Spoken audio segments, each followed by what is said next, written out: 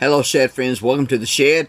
I wanted to take a minute today and share to you my process for becoming a full-time reseller. How we got into how I got into reselling, how I turned a hobby, a side hustle into full-time. Also, and if you'll stick around to the end, I'm going to give you some tips. I'm going to give you 5 tips to help you to move from being part-time to full-time. Or maybe you are in the dream phase now. You say, I want to be a reseller, but I don't know how. So I'm going to give you 5 tips that'll help take you from the dream phase to actually becoming a full-time reseller. So our journey to do this, and when I say ours, my wife and ours, she is a big part of this business. I know you don't see her in the videos much, but she is a tremendous help in this. And so the way that I began is I began to resell kind of as a side hustle in 2019. I had a good friend that sold on eBay, and I thought that was so interesting. Years ago, like in the early 2000s, I sold books on Amazon. That was the day before smartphones. I remember everybody had the PDAs, and you would download the Amazon database to your PDA and try to find books that were worth reselling. Things really have changed since then. But I had a friend. I became interested in how he did it. I was really impressed how he had an eye to be able to find things that were quality, something that I would have probably just thrown away. He was able to go and to turn that and to flip that to make money with that. And I thought, well, that's so interesting. So kind of began to hang out with him and ask him questions about it. And so started doing, in 2019, we started going to thrift stores, started looking around, and I started to build the skill. And I'm going to say this, I believe that flipping, whatever it may be, whether it's clothes or houses or what, it's a skill. It's a skill that you have to build to do that. It's a craft that you have to master. And so that's what we started doing. We went to thrift stores, and we would try to find things to flip, and we'd sell it.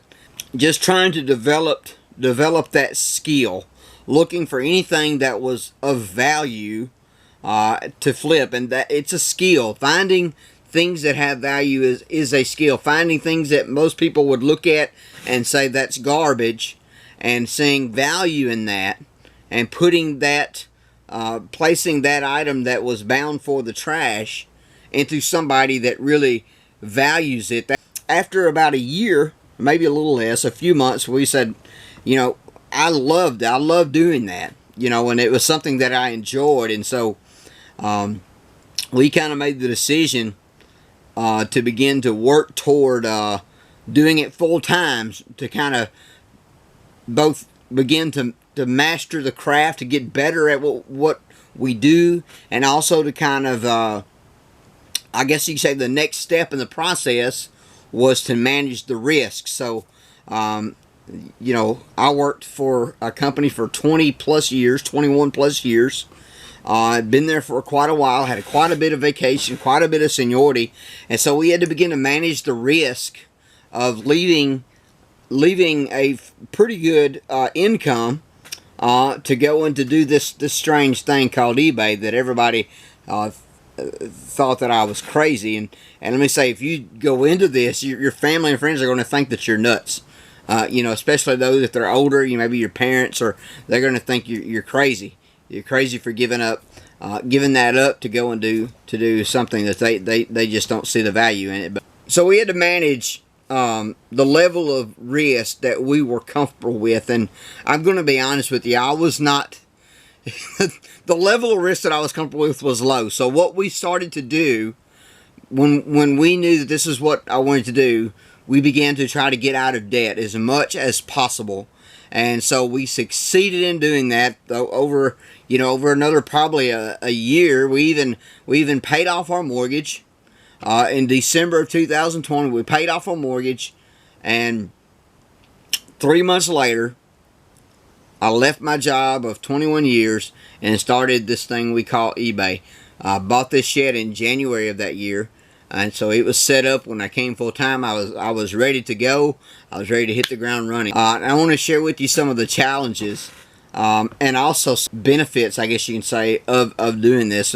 The first big challenge that I had was that I didn't have a boss. And you think, well, man, that sounds like a great thing, you know.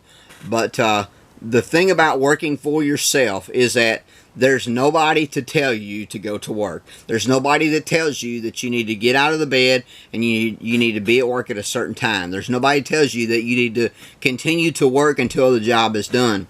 That is something you have to build in yourself.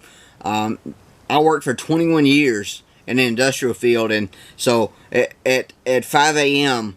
I was at my station ready to do what needed to be done. I knew every day I had to be there. I was there at 5 a.m. every single day. And so when I began to work for myself, you have to build discipline in your life to be able to do that. If you don't, if you cannot force yourself, you cannot discipline yourself to be at work at a certain time, to continue to work until the job is done, you're going to have a real difficult time being full-time. So that was one of the first things.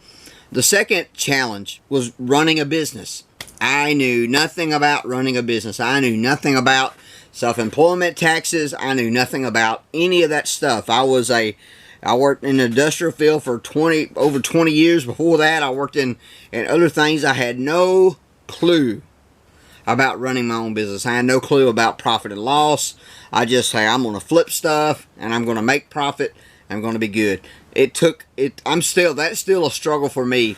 It's still a struggle to run a business, to run a profitable business, to be aware of your numbers. You have to go line by line to know exactly how much money you're making, especially with something like eBay, where it's not cut and dried, because you have fees that you had to pay. You have promoted listings fees that you have to pay. There's all kinds of things that you really have to be on top of, and if you're not on top of your accounting, you'll be out of business.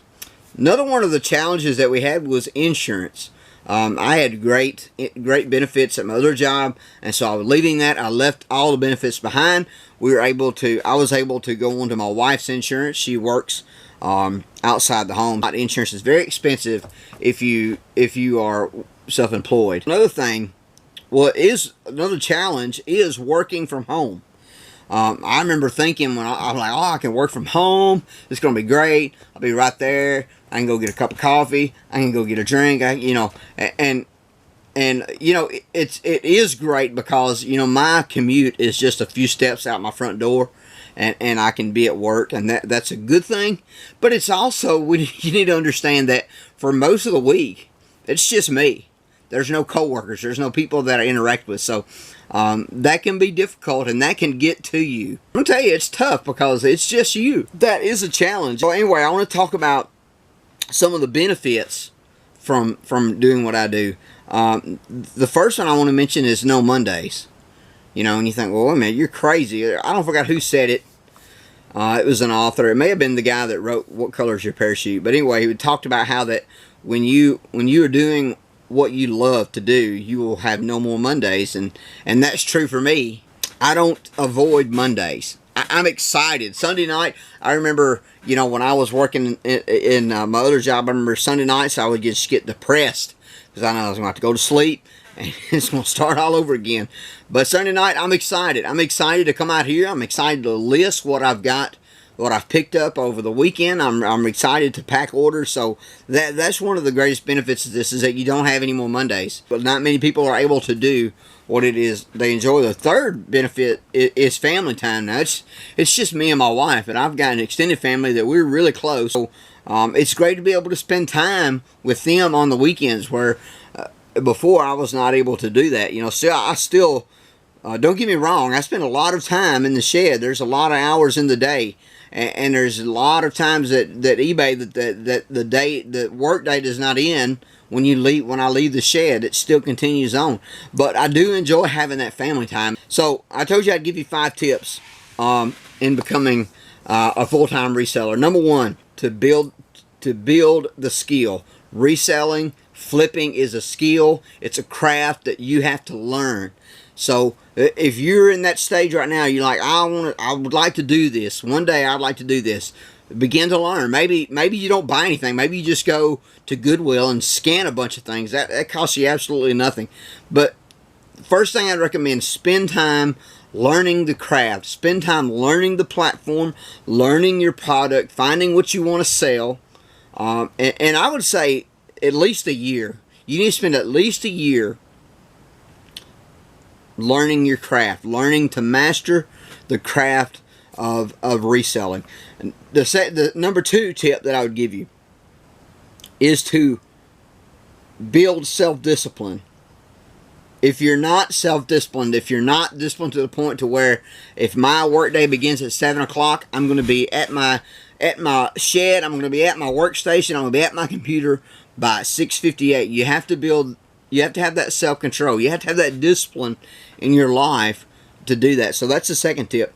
Third tip, know your numbers. Know your numbers. Know what your bottom dollar is. Know what you're making on every item you sell. When you sell an item, you go and you look at the numbers. You look and see what that item sold for. You look and see what the fees were for that item. You look and see and you see your bottom dollar, because you will be surprised. I remember I used to think that if I could buy a pair of jeans for $10 and flip them for $20, that I was doubling my money. But truth be told, you go and you look at that, you're not doubling your money. If anything, you're making, by the time you pay for that item, by the time that you pay for the fees, you're making $4 or $5. So that's the third tip. Know your numbers. Number 4 tip that I'd give you is to find somebody close to you, or if you don't know anybody that is a reseller, get on some Facebook pages, find some groups, and connect and learn from them. There's a lot that they can teach you. It is good to have somebody to talk to when something happens, especially if they've got a little more experience than you, because I guarantee you they've been through the exact same thing. I can't tell you how many times when I started, and I would talk to my friend, I would say, well, this happened, and he said, same thing happened to me when I started, just do this. And so that's the 4th tip, is find you a buddy, find somebody that's doing the same thing as you, even if that's just a Facebook group that you interact with. Number 5 is manage your risk. You determine what level of risk you are willing to be comfortable with. Some people can be comfortable with a whole lot of risk. Those people that that are entrepreneurs, they're the ones that actually go out there and do these things. There's some people, if you're like me, I'm a little bit risk averse. I don't like risk, and so number 5, the 5th tip is manage your risk. Figure out what risk you are willing to undergo to make this a reality. Maybe for you, maybe you're like me. You get out of debt. You pay off your house. Maybe that's you. You get to a certain level of income on eBay before you pull the switch, and I'd recommend that before you pull the switch and go full time, make sure that you're making enough income to more income than you're making now, because remember, you'll need to make your income up plus your benefits. Insurance can be very expensive. So make sure that you're making enough on eBay that covers your expenses plus a little bit extra. Guys, I hope this has helped you make today awesome.